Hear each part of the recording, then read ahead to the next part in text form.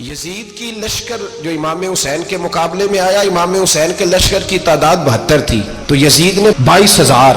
مجھے بتائیے 72 کا 22,000 سے کوئی مقابلہ ہوتا ہے؟ عمر بن سعد نے پھر عبید اللہ ابن زیاد کو لکھا کہ 22,000 بندے تھوڑے ہیں، کچھ بندے زیادہ بھیج. تو عمر بن سعد کو عبید اللہ ابن زیاد کہنے لگے کہ تو پاگل تو نہیں ہو گیا، 72 کے لشکر کا 22,000 بھیجا، اور کتنا بھیجو؟ تو اس نے کہا تمہیں یہ نہیں پتا یہ لوگ کون ہیں؟ یہ مولا علی شیر خدا کی اولاد ہے. ان میں ایک ایک شخص ایسا ہے جو 1,000 کے مقابلے میں لڑنا جانتا ہے. تو یہاں کمزوری دکھائی جاتی ہے. ہمارے بچے سمجھنے لگے ہیں کہ یہ شاید کوئی ایسی داستان ہے، اور اس طرح کا ماحول ٹی وی پہ میں دیکھ رہا تھا، اس طرح کا ماحول بنایا جاتا ہے جیسے کوئی خوف ہے. یعنی واقع کربلا کوئی ایسا واقعہ جسے دیکھ کے خوف طاری ہو جائے، بچے راتوں کو ڈرے.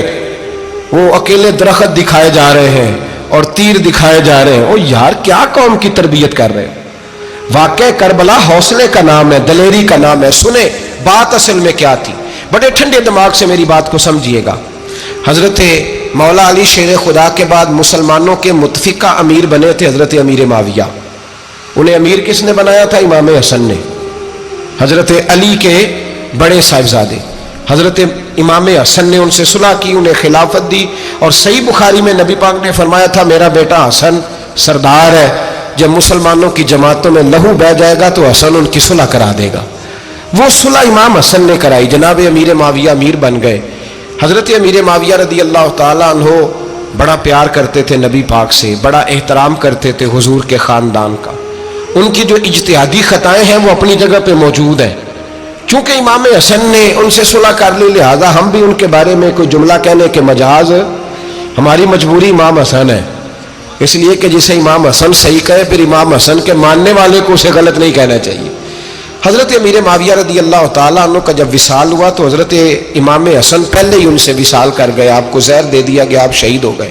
امام حسین موجود تھے. تو یزید کے بارے میں لوگوں نے کہا جناب امیر معاویہ سے کہ یہ ٹھیک ہے، مناسب ہے اور بہادر ہے، دلیر ہے، وہ جو ہوتے ہیں نا خوش آمدی ٹولہ.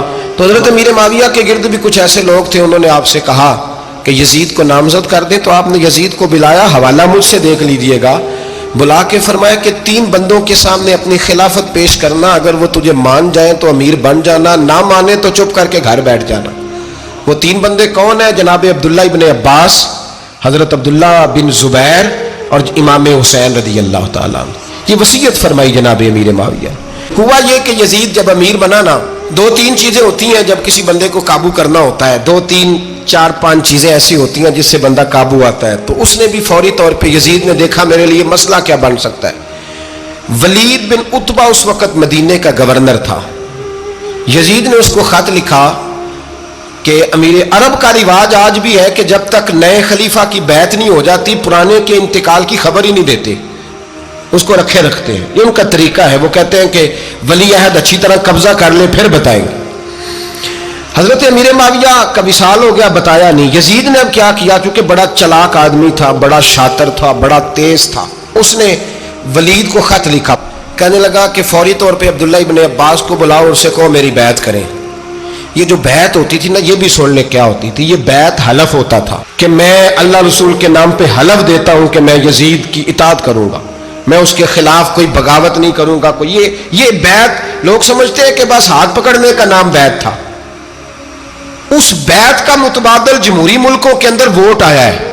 تو کہا بیعت کرے. حضرت عبداللہ ابن عباس کو بھی بلاؤ، عبداللہ بن زبیر کو بھی بلاؤ، امام حسین کو بھی بلاؤ. امام حسین آدھی رات کے وقت بیٹھے تھے مسجد نبوی میں، چونکہ 5 نمازوں کی آپ امامت کرتے. امام حسین نماز پڑھا کے عشاء کی بیٹھے تھے. جناب عبداللہ بن زبیر، عبداللہ بن زبیر کون تھے؟ یہ نبی پاک صلی اللہ علیہ وسلم کی پھوپھی پوتے تھے اور جناب صدیق اکبر کے نواسے تھے، حضرت عبداللہ بن زبیر. اور جناب زبیر بن عوام عشرہ مبشرہ صحابی ہیں، ان کے بیٹے تھے. بہت زیرک آدمی تھے. یہ بھی امام حسین کے پاس بیٹھے تھے. عبداللہ ابن عباس بھی تھے جو حضور کے چچا کے بیٹے ہیں، اس امت کے پہلے مفسر ہیں قرآن پاک. یہ لوگ بیٹھے تھے.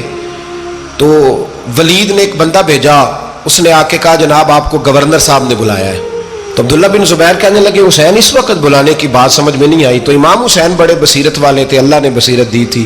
کہنے لگے عبداللہ آپ کو سمجھ نہیں آئی، مجھے سمجھ آ گئی ہے، امیر معاویہ وصال کر گئے اور یہ ہمیں جو بلایا گیا ہے نا، یہ یزید کی بیعت کے لیے بلایا گیا ہے. تو کہا پھر آپ آدھی رات کو نہ جائیں، آپ کے لیے خطرہ ہوگا۔ تو امام حسین فرمانے لگے خطرہ حسین کو نہیں ہوتا۔ نہیں، کہا پھر بھی آپ مہربانی کریں ذرا احتیاط سے جائیں۔ تو جناب عبداللہ ابن زبیر نے، عبداللہ ابن عباس نے 14 بندے نیزے دے کے، تلواریں دے کے امام حسین کے ساتھ بھیجے اور کہا کہ امام حسین اگر اس نے کوئی غلط ملت بات کی نا، زبردستی بیعت کرنے کا کہا، تو آپ بس کوئی ایک بات اونچی آواز میں کر دینا، یہ سپاہی پیچھے آ جائیں گے۔ امام حسین ان 14 بندوں کو لے کے گورنر ہاؤس پہنچ گئے۔ جب آپ وہاں پہنچے، اس نے بتایا، اس نے کہا جی حضرت امیر معاویہ انتقال کر گئے اور آپ نے یزید کی بیعت کرنی ہے۔ تو امام حسین فرمانے لگے میں چھپ کے بیعت نہیں کروں گا، مجمع لگاؤ، جمعے والے دن اعلان کرو، جو طریقہ ہے حضرت ابوبکر صدیق کا، جو طریقہ ہے حضرت عمر فاروق کا، جو انداز حضرت عثمان غنی کا ہے، جو مولا علی کا ہے، سر عام اعلان کرو، اگر ساری دنیا یزید کی بیعت کرے گی تو میں بھی تیار ہوں۔ تم مجھ سے بیعت لے کے پھر لوگوں کو بتانا چاہتے ہو کہ حسین بیعت کر رہے ہیں تو تم کیوں نہیں کر رہے؟ میں عام آدمی نہیں ہوں، لہذا چھپ کے بیعت نہیں کرتا۔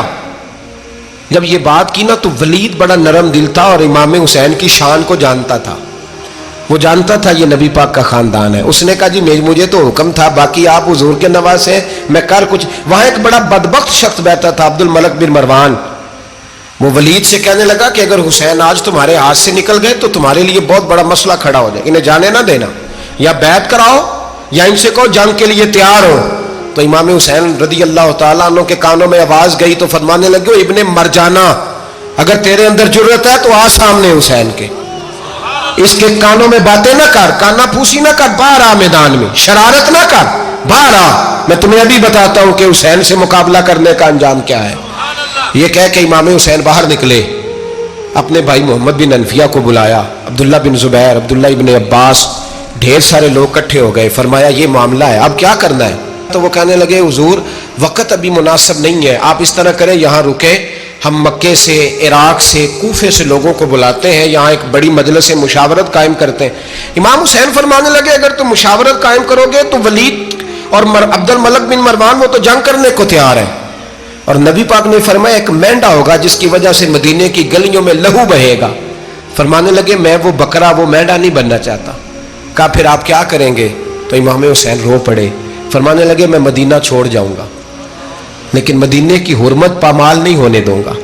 امام علی مقام آدھی رات کے وقت نکلے، سیدہ فاطمہ کا دروازہ ایک اس دن تھا جس دن حضرت مولا علی کوفے چلے گئے تھے، اور دوبارہ آج تالا لگا جب امام حسین نکلے۔ آپ جنت البقیع کے پیچھے کھڑے ہو کے حضور کا روضہ دیکھنے لگے، اس وقت گنبد تو نہیں ہوتا تھا، روضہ دیکھنے لگے۔ نانا تیرے کرم کے خزینے کی خیر ہو، میں جا رہا ہوں تیرے مدینے کی خیر ہو۔ سارا خاندان لے گئے، مکے تشریف لے گئے، حج کے ایام قریب آنے والے تھے۔ امام حسین نے وہاں لوگوں سے باتیں کی۔ جب امام حسین وہاں پہنچے تو کوفے سے خط آنے لگے۔ کوفہ حضرت علی کا دارالخلافہ تھا، وہاں آپ کے محبین، پیار کرنے والے ڈھیروں تھے، انہیں خط لکھے کہ حضور آپ چپ کر کے بیٹھے ہوئے ہیں اور ہمارے اوپر یزید مسلط ہو گیا ہے، آپ اگر میدان میں نہیں نکلیں گے، آپ نہیں آئیں گے تو ہم اللہ کی بارگاہ میں شکوہ کریں گے کہ کوئی ہماری کمان کرنے کو تیار ہی نہیں ہوا۔ اور وہ خط 1 2 3 نہیں آئے، وہ خط اتنے تھے کہ 3 بوریوں میں بھرے تھے امام حسین، 3 بوریوں میں۔ اب مجبوری ہو جاتی ہے، حق کے لیے کئی دفعہ بات کرنا مجبوری ہوتی ہے، اگر نہیں کرے گا تو پھر اس کو بھی قبر میں جواب دینا پڑے گا۔ امام علی مقام رضی اللہ تعالیٰ عنہ نے مکے میں اب لوگوں کو جمع کیا مشورے کے لیے۔ ہر بندے نے کہا حضور وہ بلا تو رہے ہیں پر اپنے وعدوں کے پکے۔ کہا حضور وہ پکے نہیں، آپ نہ جائیں۔ ہر بندے نے کہا حالات ٹھیک نہیں، حالات گراؤنڈ ریالٹی صحیح نہیں، یہی مشورہ آج بھی ہر بندہ دیتا ہے، ابھی حالات نہیں۔ اتنے خراب حالات کبھی نہیں ہوئے تھے جتنے امام حسین کے دور میں تھے، لیکن فرمایا میں دین کے خلاف غلط حکمران کو مسلط ہونے کی اجازت، بول کے بتائیے، بول کے، غلط حکمران کو مسلط ہونے کی اجازت، مزاحمت کروں گا، مخالفت کروں گا۔ امام کہنے لگے کوئی بات نہیں، وہ میرے ساتھ چلے نہ چلے لیکن میں کوفے جاؤں گا، وہ لوگ میرے ساتھ کھڑا ہونے کو تیار ہے تو وہ جھوٹ ہے یا سچ ہے پر میں چلوں گا۔ جب امام علی مقام نے اصرار فرمایا تو جو آپ کے قریبی صحابہ کرام کی اولادیں تھی ساری، یہ بھی اب بیماری ہے، کچھ لوگ کہتے ہیں جی صحابہ نہیں ساتھ چلے، تو میں کہتا ہوں اہل بیت نبوت کے تو کل افراد 21 تھے، تو 72 میں باقی اولادیں کس کی تھی؟ وہ ساری صحابہ کی اولادیں تھی.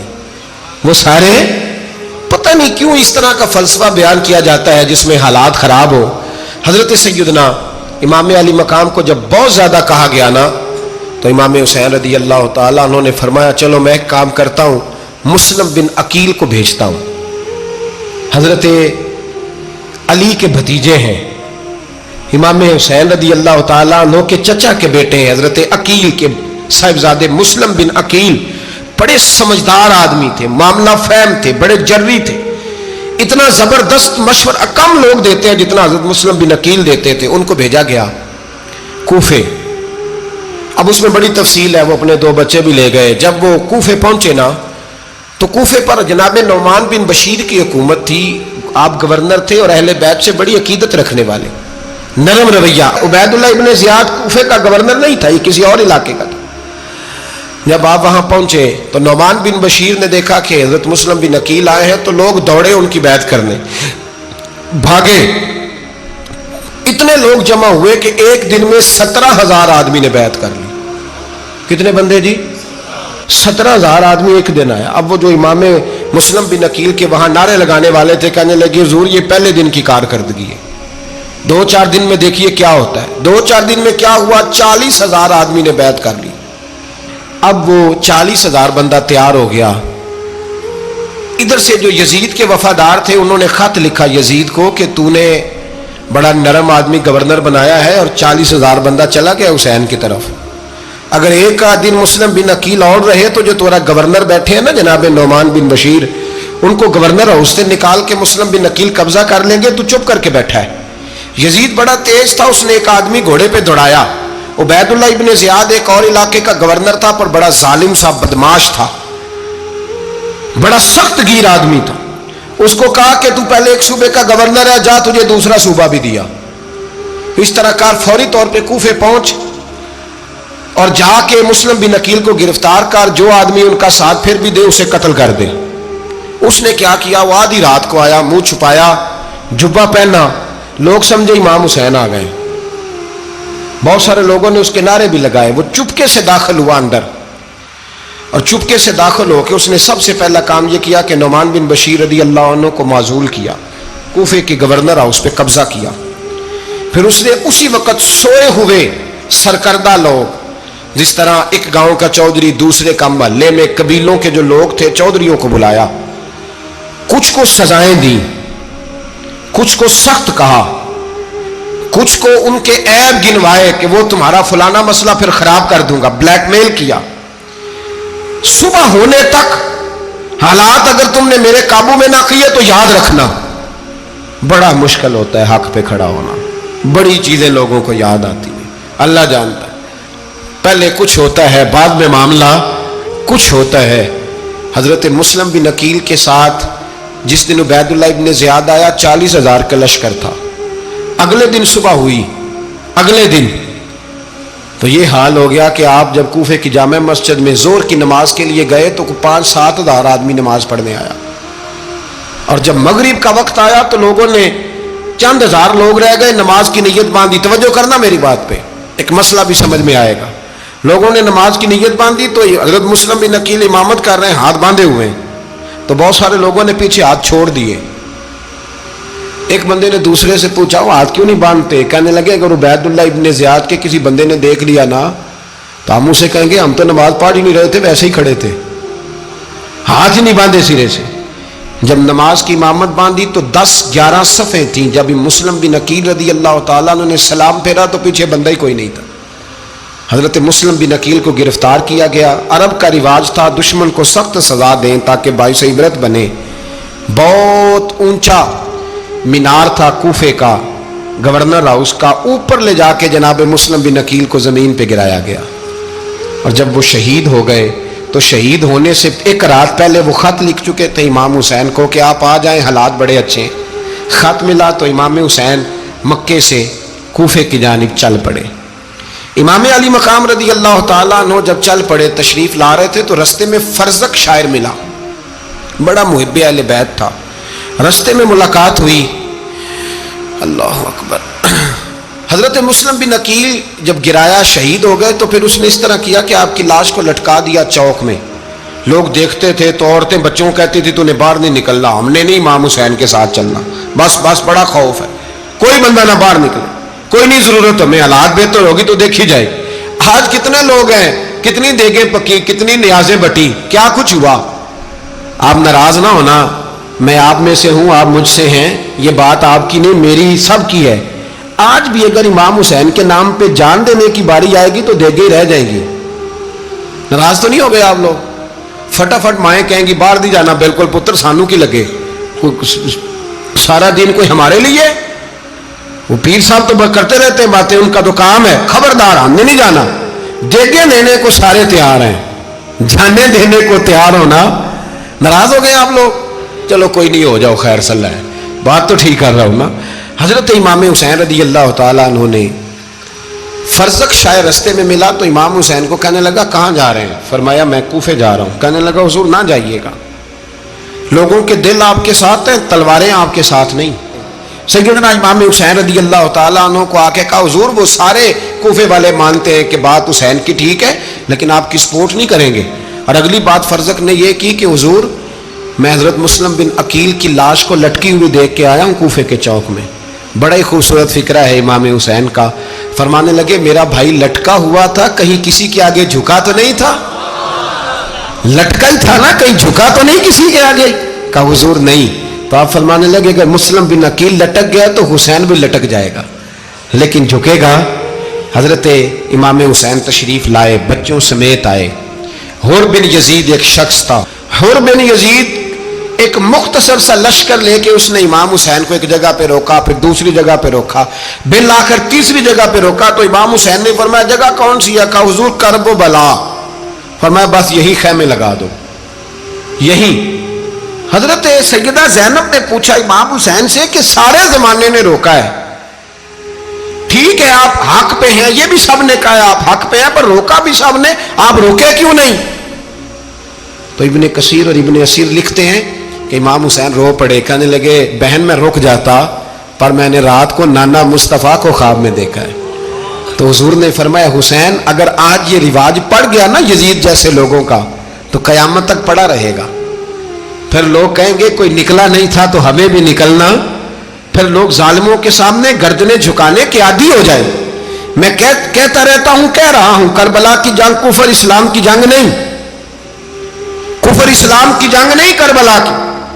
کیونکہ یزید تو بڑا پکا نمازی تھا, خطبہ دیتا تھا. وہ تو جب امام حسین رضی اللہ تعالیٰ عنہ نے کربلا کے میدان میں جمعے کا دن تھا تو یزید کے سامنے کو بات کرنی شروع کی, عمر بن سعد کے سامنے. تو عمر بن سعد کہنے لگا حسین زیادہ باتیں نہ کر, ہمارا جمعہ لیٹ ہو رہا ہے, جنگ کے لیے تیار ہو, فٹافٹ آ. اہل بیت نبوت کو قتل کریں گے اور قتل کے بعد پھر نماز پڑھیں گے اور پھر کہیں گے اللہم صلی علی محمد وعلی آل محمد, اسی نماز میں پھر درود بھی پڑھیں گے. یہ کیسا مرتبہ ہے, کیسا انداز ہے, دوستی قاتل سے بھی مقتول سے یارانہ بھی. امام حسین نے کرب. حر بن یزید امام حسین سے کہنے لگا مجھے حکم ہے آپ کو روکنے کا, آپ آگے نہیں جا سکتے. امام صاحب نے فرمایا وجہ زمین اللہ کی ہے.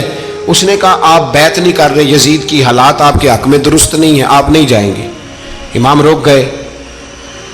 ظہر کی نماز کا وقت ہوا تو حضرت علی اکبر امام حسین کے بڑے صاحبزادے انہوں نے اذان ظہر پڑھی تو حر بن یزید کے لشکر نے امام حسین کے پیچھے نماز ادا کی.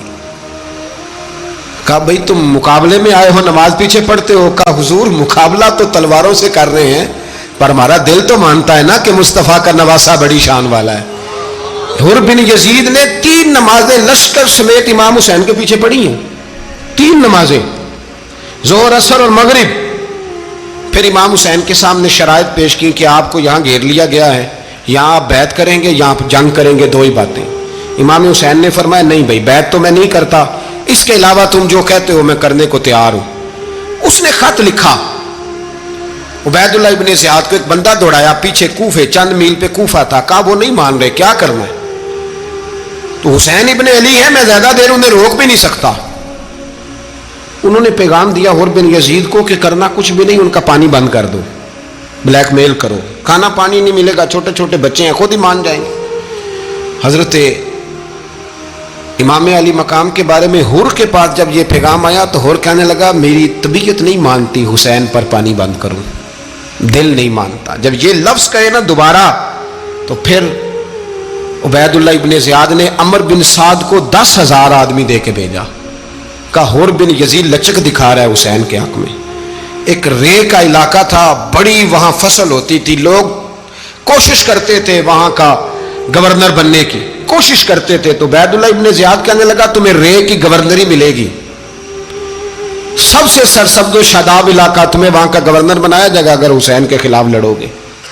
ये इतनी जबरदस्त होती है गवर्नरियां कि गवर्नरियों के लिए लोग नस्ल रसूल के खिलाफ भी निकल आते हैं। ये इतनी तगड़ी होती हैं, इतनी जल्दी वफादारियां बदलती हैं। वक्त इतना नहीं कि मैं मजीद तफसील में जाऊं। इमाम हुसैन को रोक लिया गया, अमर बिन साद ने रोक लिया। यकम मुहर्रम को इमाम आए, 7 मुहर्रम तक रोका गया, 7 मुहर्रम को पानी बंद कर दिया। जानवर पानी पीते थे, घोड़े पीते थे, कुत्ते पीते थे, लेकिन मुस्तफ़ा के घराने को पानी पीने की इजाज़त। 3 दिन तक पानी बंद रहा। 9 मुहर्रम को अमर बिन साद ने और लोग बुलाए।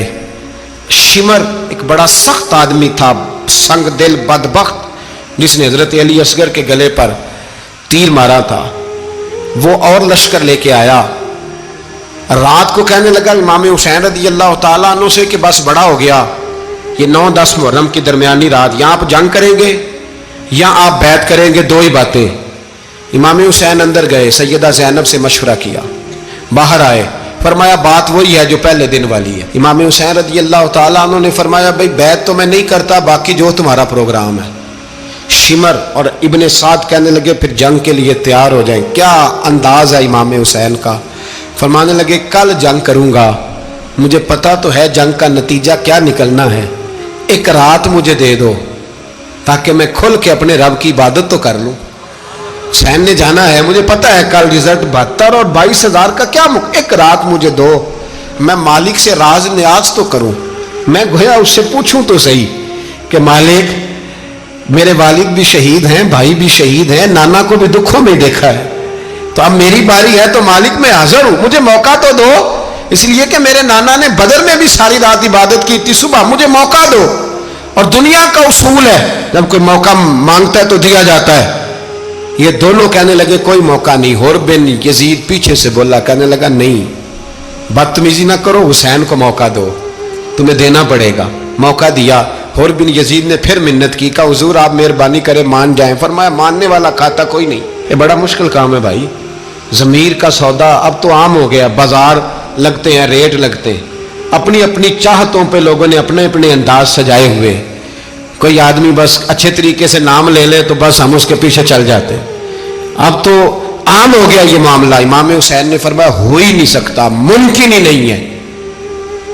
सारी रात इबादत में गुजरी, रियाजत में गुजरी। तहज्जुद का वक्त हुआ तो घर वालों को बुलाया, फरमाया देखना तुम्हारी सी की आवाज ना बाहर आए, खबरदार सी की आवाज ना आए। और इमाम ज़ैनुल आबिदीन से फरमाया तू बीमार है, तू जिहाद नहीं करेगा, लेकिन ख्याल रखना पीछे। और बड़ी कीमती बात बता रहा हूँ, हमारी बीवियाँ किसी के घर मैयत हो जाए तो 4 दिन बुखार नहीं उतरता। इमाम अली मकाम ने सैयदा ज़ैनब से फरमाया तू बड़ी है, मेरी बहन है, पीछे सारे बच्चे हैं, जवान हैं, इनके हौसले तेरी जिम्मेदारी हैं। सुबह जंग का तबल बजने लगा, फजर की नमाज पढ़ी, सूरज चढ़ा, 10 मुहर्रम का दिन, जुमे का वक्त।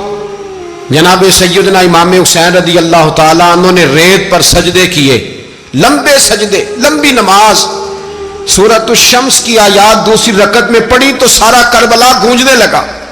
क्या अंदाज़े तकल्लुम था इमाम अली मकाम का।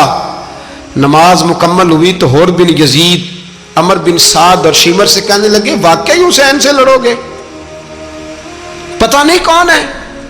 कुल्ला सालुकुम अलैहि अजरन, तुमने नहीं पढ़ा इल्लल मवद्दत फिल कुर्बा, तुम्हारी आंखें बंद है। अल हसन वल हुसैन सय्यदु शबाब अहले जन्नह, तुम्हें नहीं पता। कहने लगा चुप कर, हुकूमत नजर आ रही है। और बिन यजीद कहने लगे फिर मेरा भी फैसला सुनो, मुझे हुकूमत नहीं चाहिए, मुझे जन्नत चाहिए। हुकूमत नहीं चाहिए। इमाम हुसैन की पहली फतह देखें, और बिन यजीद एड़ी लगा के ना यजीद के लश्कर से निकल के इमाम हुसैन के लश्कर में शामिल हो गया। और पहला शख्स जिसने इमाम हुसैन को रोका इमाम हुसैन के नाम पर पहला सर भी इसी शख्स ने कटाया है, लेकिन यजीद की कब्र पे लानत भी कोई नहीं बरसाता। उसका महल था बहुत बड़ा, लेकिन जब लोग करबला में इमाम हुसैन को सलाम करने जाते हैं तो कदमों में हुर बिन यजीद का मज़ार भी बना हुआ है, उसको भी सलामी दी जाती है। और अब हम अकेला हुर बिन यजीद नहीं कहते, हम कहते हैं हुर बिन यजीद रदी अल्लाह ताला। अब हम इतनी ताजीम करते हैं उस हुर की। जनाबे इमाम हुसैन को मैदान में खड़ा किया गया, जिहाद का तबल बजा, पहले खुद्दाम आए। और सुन लो, आज वो पता नहीं बाजारी से लोग चढ़ गए स्टेजों पे, बाजारी से, ना चेहरे पे दाढ़ी है ना सर पे कोई कपड़ा है, बाजारी लोग हैं, भाग रहे हैं, बाजू चढ़ाए हुए हैं, बटन खोले हुए हैं, तमाशा बना दिया। सुनने वालों का भी अल्लाह ही हाफिज है, वो स्टेज पे अहले बैत की शान बयान करता है, भाग के उधर जाता है। ये कोई तरीका है? सुनने वालों का भी अजीब अंदाज है, हर बंदे को सुनने बैठ जाते हैं। दीन मुहज्जब है, तहजीब वाला है, दलाइल रखता है, दीन वकार रखता है, ऐसे लोग अब दीन बयान करेंगे। हजरत सैयदना इमाम हुसैन रज़ी अल्लाह ताला अन्हु सुबह जब जिहाद का वक्त आया, पता है कौन कौन थे करबला में? इमाम हुसैन के साथ इमाम हुसैन के 4 भाई थे करबला में। कितने? बोल के बताएं। हजरत अली के 4 बेटे, अब्बास बिन अली, जिनको हजरत अब्बास कहा जाता है ना, अलमदार, ये हजरत अली की दूसरी ज़ौजा में से। अब्बास बिन अली भी थे और अबू बकर बिन अली भी थे, उमर बिन अली भी थे, उस्मान बिन, ये हजरत अली के बच्चों के नाम है। ये आपके शहजादे इमाम हुसैन के साथ शहीद हुए। इनका नाम सिर्फ इसलिए नहीं लिया जाता कि इनका नाम खुलाफाए सलासा के नाम पे, हजरत अली ने अपने यारों के नाम पे रखा है, तो तुमने करबला के मैदान से खारिज कर दिया। ये तीनों शहजादे हजरत जनाब सैयदना इमाम हुसैन के साथ थे, ये भी शहीद हुए। हजरत जनाब ज़ैनब इमाम हुसैन की सगी बहन है, इनके 2 बच्चे थे, औन और मोहम्मद। जब इमाम हुसैन मैदान में जाने लगे तो जनाब ज़ैनब बच्चों से कहने लगी, ना पहले भाई नहीं जाएगा, पहले भांजे जाएंगे। 2 बच्चे शहीद हुए। हजरत कासिम बिन हसन इमाम हसन के बेटे थे, वो जब मैदान में जाने लगे तो इमाम हुसैन ने कहा, नहीं भाई तू नहीं जाएगा, तू मेरे भाई की निशानी है, मैं जाऊंगा। तो हजरत कासिम बिन हसन ने एक तावीज़ खोल के दिया। अब्बा जी, मेरे वालिद ने कहा था जब बड़ी मुश्किल आ जाए तो तावीज़ खोल के देखना, तो आज बड़ी मुश्किल आई है तो मैंने तावीज़ खोला है, तो ये देखें क्या लिखा है। ये तो रुका है, तावीज़ है ही नहीं। जब खोल के देखा तो उस पर लिखा था, कासिम अगर हुसैन पे कोई कड़ा वक्त आ जाए तो बेटे के आगे आगे रहना, अगर कड़ा वक्त मेरे भाई पे कभी आ जाए ना, देखना इसके आगे आगे चलना, इसे हसन की कमी ना महसूस हो। भाइयां जिहा साख नहीं कोई जे विच खार ना होवे। सैयदना इमाम हुसैन पहली दफ़ा करबला में उस वक़्त रोए जब ये रुका, आपने देखा तो फरमाया, ठीक है, अगर हसन की ये वसीयत है तो मैंने ज़िंदगी में अगर उनकी हर बात मानी है, अब भी मानूंगा, तुम्हें इजाज़त है। जनाब कासिम बिन हसन 16 साल का जवान जब मैदान में निकले तो हाय हाय पता नहीं कहाँ से आ गई है। इमाम कासिम बिन हसन जब मैदान में निकले तो तबरी से लेकर अल्लामा अबुल हसनात साहब सबको पढ़ के तो देखो, 3 दिन की प्यास है, शदीद आजमाइश है, दुख है, तकलीफें हैं, फिर भी पहली दफा जब मैदान में गए हैं, वापस आए हैं, 19 लोगों को कत्ल करके वापस आए। सुनाओ किस्सा खैबर को, तमामी अपने बच्चों को। अली की दास्तां सुन के दिलों से डर निकलता है, अली की दास्तां सुन के दिलों से, ये जो बच्चे डर रहे हैं ना, वो चिमगादड़ आ गई, काकरोच आ गया, ये खौफ निकल जाएगा अगर हजरत कासिम बिन हसन की बात सुनेंगे। दर्जनों लोग आपने कत्ल किए। एक दफा आए, कहा चाचा यजीद का लश्कर तो बड़ा बुज़दिल है, अगर चंद कतरे पानी मेरे हलक से गुजरे तो मैं सारे काट के ले आऊंगा आपके पास, चंद कतरे। लेकिन थोड़ी देर गुजरी, अमर बिन साद कहने लगा, अकेले अकेले जाओगे तो अली का पोता है, ये सबको मार देगा, इकट्ठे जाओ। चारों जानब से तीर बरसे, एक तीर लगा आके गर्दन के पीछे, बस जनाब सैयदना कासिम बिन हसन घोड़े से नीचे गिरे। तो जनाब ज़ैनब हौसला करके आंसू समेट के कहने लगी, मैं देख रही हूँ पर्दे के पीछे से हुसैन मेरे भाई का बेटा गिर गया है, जा उसे उठा के ला। हजरत इमाम हुसैन उनको उठा के लाए تو امام حسین نے سینے سے لگایا ہوا تھا تو ان کے پیر، ان کا قد لگتا تھا امام حسین سے زیادہ ہے، اٹھا کے لایا، لٹا دیا گیا۔ امام حسین کے اپنے بڑے بیٹے میدان میں نکلنے کو، علی اکبر نام ہے، جب جن لوگوں نے حضور کو نہیں دیکھا تھا وہ جب کہتے نا ہم نے نبی پاک کا دیدار نہیں کیا تو بتاؤ کس طرح کے تھے، تو بتایا جاتا تھا کہ جناب علی اکبر کا دیدار کرو، ہم شبیہ مصطفیٰ۔ اور جب وہ گلیوں میں نکلتے تھے تو عورتیں چھتوں پہ چڑھ جاتی۔ جناب علی اکبر رضی اللہ تعالیٰ عنہ تلوار لے کے میدان میں نکلے، جوان بیٹے دینے بڑے مشکل۔ او یارو رٹا کیا ہے یہ تو بتاؤ، کہ ظالم آدمی حکمران، یار یہ رٹا ہے، ایک ظالم کا رستہ روکنا ہے، اس رٹے کے لیے ہم شبیہ مصطفیٰ۔ جناب سیدنا امام علی اکبر میدان میں نکلے، بڑے لوگ مارے، بڑے، پھر ایک تیر ان کے بھی گلے میں لگا، اور جب وہ گرے نا زمین پہ تو حضرت امام حسین دوڑ کے آئے، دوڑ کے، اور جب تشریف لائے تو ان کے گلے سے تیر کھینچا تو ایک جملہ لکھا ہے صاحب تبری نے، اس نے حد کر دی، کہنے لگے تیر کھینچا تو امام حسین کی آنکھوں میں آنسو آئے، کہنے لگے کاش جناب ابراہیم آج میرے سامنے ہوتے تو میں انہیں کہتا کہ آپ نے تو بیٹا ذبح کرتے وقت آنکھوں پہ پٹی باندھی تھی، دیکھو میں کھلی آنکھوں سے بچے ذبح کر رہا ہوں، کھلی آنکھوں، کاش جناب ابراہیم خلیل ہوتے تو انہیں کہتا۔ جناب علی اکبر بھی شہید ہوئے۔ حضرت علی اصغر کو تو اچانک اٹھایا تھا امام حسین، باہر نکلے تو گردن پہ تیر لگا تو 6 مہینے کا بچہ وہ بھی شہید ہوا، خون اچھالا آسمان کی طرف تو کہا مولا دیکھ لے، میں نے 6 مہینے والا بھی نہیں بچایا، وہ بھی دے دیا ہے۔ پھر حضرت عباس کو بیٹیوں نے کہا کہ اب نہ، کچھ کہتے ہیں پہلے شہید ہوئے، کچھ نے لکھا بعد میں، کہ اب ہم سے پانی کے بغیر نہیں رہا جاتا، تو جناب عباس پانی کا مشکیزہ لے کے نکلے باہر، ایک ہاتھ کٹا، دوسرے پہ مشکیزہ وہ بھی کٹا، پھر پانی تو بھر لیا تھا لا نہ سکے، پھر گردن کٹی تو شہید ہوئے۔ بچوں کی بھی شہادت ہوئی، پر جب ان کا لاشہ اٹھایا تو امام حسین کہنے لگے مولا اب نہ حسین کی کمر کمزور ہو گئی ہے، اب کمزور ہو، اور بھائی ایک میت ہو جائے تو 4-5 دن تو پوری آنکھیں نہیں کھلتی، کیسا جری خاندان ہے۔ تھوڑی دیر گزری تو امام علی مقام نے پٹکا باندھا، سر پہ دستار باندھی، مولا علی کی تلوار پکڑی، نبی پاک کا امامہ باندھا اور گھوڑے پہ سوار ہوئے تو کہنے لگے زینب گھر تیرے حوالے اور میں اللہ کے حوالے، گھر تیرے حوالے اور میں، اور پھر امام حسین نکلے، امام علی مقام نکلے۔ راوی کہتے ہیں کہ یہ جلوہ پہلے بھی بڑے سونے تھے پر آج جو رنگ دیکھا وہ کبھی نہیں دیکھا، کیا انداز تھا، جدھر جاتے نعرہ لگاتے تو حد ہو جاتے، اتنے لوگ امام حسین نے کاٹے، اتنے کاٹے، پھر واپس پلٹ کے آئے اور کہنے لگے زینب ذرا پردے کے پیچھے سے دیکھ تو صحیح میری بہن، ان بزدلوں کو جرت ہی نہیں ہو رہی حسین کے مقابلے میں آنے، ایک دوسرے کو دھکا دیتے، تو جا تو جا، پھر اکٹھے وار ہوئے۔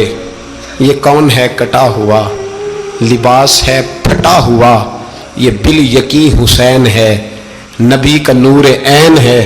پھر چاروں جانب سے تیر برسے تو امام علی مقام چونکہ نماز کا وقت ہو گیا تھا، اترے گھوڑے سے، خون بہ رہا تھا، گرم ترین ریت سے تیمم کیا، سر سجدے میں رکھا، اور جب شمر آپ کی گردن کاٹنے لگا تو کہنے لگے ٹھہر جا ذرا رب سے ایک بات کر لینے دے، اور پھر بولے امام حسین، کہنے لگے مالک تو اب بتا کہ حسین سے راضی ہے کہ ناراض ہے، تو بتا۔ تو پھر ایک آواز آئی، یا ایتھا النفس مطمئنہ ارجعی الی ربک راضیۃ مرضیہ، فرمایا نفس مطمئنہ واپس آ جا، تو اللہ سے راضی ہے، اللہ تجھ سے راضی۔ امام حسین وہاں شہید ہو گئے۔ اب یہ قافلہ امام حسین کا سر کاٹ، ذرا دیکھنا غور کرنا، سر کاٹ کے نیزے پہ رکھا ہے، جسم کربلا میں پڑا ہے، عورتوں کو گھوڑوں پہ بٹھا کے لے جایا گیا یزید کے دربار میں۔ یزید پہلے عبید اللہ ابن زیاد نے بدتمیزی کی، پھر یزید نے کی۔ سعودی عرب کا ایک مولوی بول رہا تھا، سعودی عرب کا، ان سے بھی بڑا عشق ہے، جس نے تقریر سننی ہو میرے پاس ہے۔ ہمیں لوگ مشورے دیتے ہیں کہ جو یزید کو اچھا کہے اور حسین کو باغی کہے اس کو ہم امام مان لیں، اس بے شرم بے حیا کو جو نبی پاک کے گھرانے کے بارے میں بکے اسے امام۔ سعودی عرب میں مسجد نبی میں درس دینے والا جس نے تقریر سننی ہو میرے پاس ہے، وہ کہتا ہے یزید تو بڑا اچھا آدمی تھا، اس نے تو بڑی خدمت کی، تو میں نے اسے کہا رشتہ داری کر لیا یزید کے ساتھ، قریب ہو جا، شرم نہیں آتی؟ आज भी नबी पाक का दिल दुखाते हो, हया नहीं आती, ख्याल नहीं आता। और लोग घर में बैठ के बातें करते हैं, कहते हैं जी जो बैतुल्लाह में हो वो भी बुरा हो सकता है। बैतुल्लाह में तो 360 बुत भी थे, वो अच्छे थे। मदीने में तो 360 मुनाफिक भी रहे, पूरी सूरह मुनाफिकून नाज़िल हुई, वो अच्छे थे। अजीब तमाशा बना दिया लोगों ने मजहब का। वो आज बकरा है। आज मेरे पास वीडियो आई है, कहता है यजीद ने तो बड़ी खिदमत, तो उबैदुल्लाह इब्ने ज़ियाद ने कत्ल किया। बेशर्मो, अगर उबैदुल्लाह इब्ने ज़ियाद ने भी कत्ल किया था तो हुकूमत किसकी थी? बोले, बोल के बताए। तो फिर यजीद ने उबैदुल्लाह इब्ने ज़ियाद को सजा क्यों नहीं दी, बल्कि एक जगह 2 गवर्नरियां दी उसको? ये हाल किया। बल्कि सुनो, जो हदीस पाक में आता है वो ये है कि यजीद छड़ियां मार रहा था, छड़ियां।